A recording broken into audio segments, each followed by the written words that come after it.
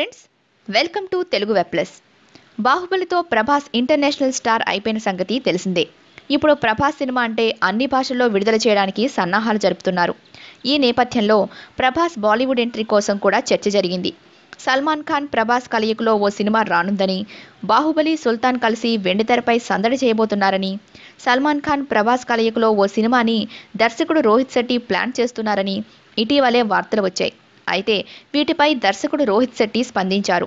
ప్రభాస్తో తాను సినిమా చేయనున్నట్టుగా జరుగుతున్న ప్రచారంలో ఎంతమాత్రం నిజం లేదని స్పష్టం చేశారు. ప్రభాస్ను తాను కలుసుకోవడం కానీ మాట్లాడడం కానీ జరగలేదని క్లారిటీ ఇచ్చాడు.